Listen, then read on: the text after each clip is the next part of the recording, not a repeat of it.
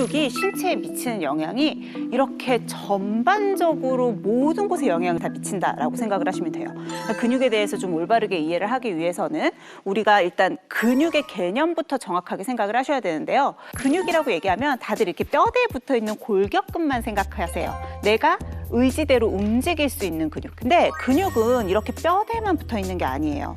우리 신체에서 장기들을 움직이게 하는 것들이 근육의 힘이거든요. 한 번이라도 여러분들이 심장을 좀 뛰어볼까? 하고 심장을 뛰게 한 적 없죠. 네. 그래서 이런 몸속에 있는 근육들을 하나하나 다 생각해 보면 얼마나 많은 기능을 하는지 알 수 있어요.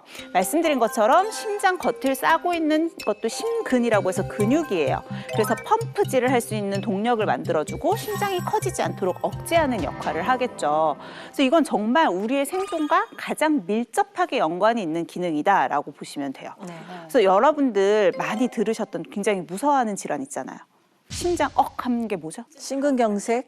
심근경색. 심근이 경색된 거예요. 심장의 근육이. 실제로 근감소증이 있으신 분들이 그렇지 않은 분들보다 이런 심혈관 질환의 위험이 무려 76%나 더 높다라고 하거든요. 굉장히 차이가 많이 나죠. 그리고 또 중요하게 봐야 되는 것 중에 하나가 췌장이라고 하는 장기예요. 이게 왜 근육과 연관이 있냐? 포도당 대사와 인슐린의 민감성을 조절하는 게 근육의 일이에요. 그러니까 우리 몸에 근육이 충분하면 거기서 포도당을 잘 저장하고 포도당을 잘 태워내기 때문에 췌장이 하는 부담을 줄여줄 수가 있죠.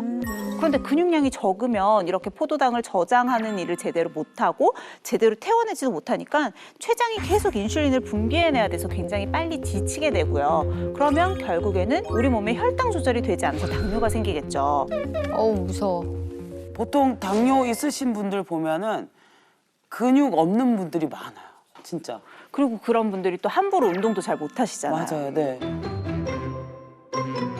또 하나가 면역 기능이에요. 사실 요즘 같은 때는 면역력의 중요성이 굉장히 많이 대두되고 있는데 면역력에 영향을 미치는 면역 세포를 활성화시켜주는 유도 물질을 분비하는 게 또 근육의 역할이거든요.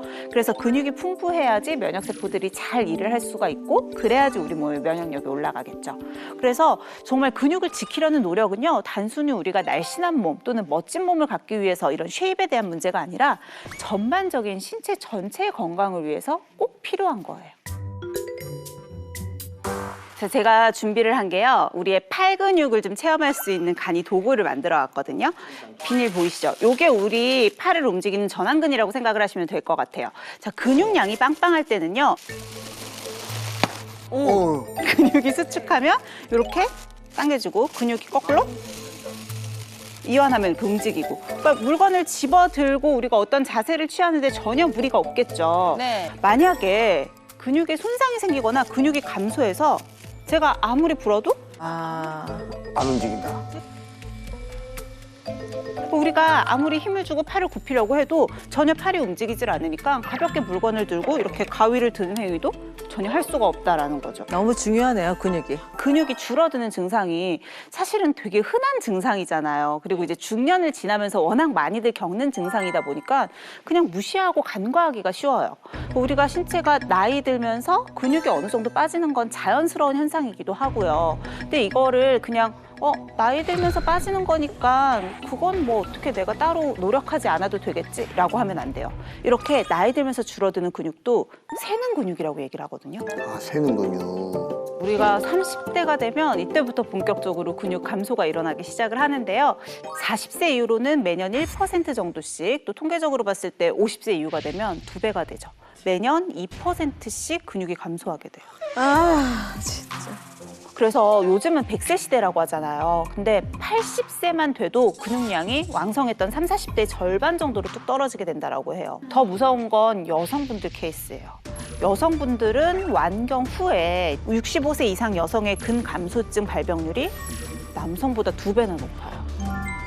그러니까. 어쨌든 우리가 한 살이라도 젊을 때 미리미리 근육을 채워놓으면 좋지 않을까요? 그렇죠. 그러니까 노화 현상을 우리가 완전히 막을 수는 없겠지만 그래도 미리미리 근육을 좀 채워준다면 이런 근감소증에 적절하게 대비할 수가 있잖아요.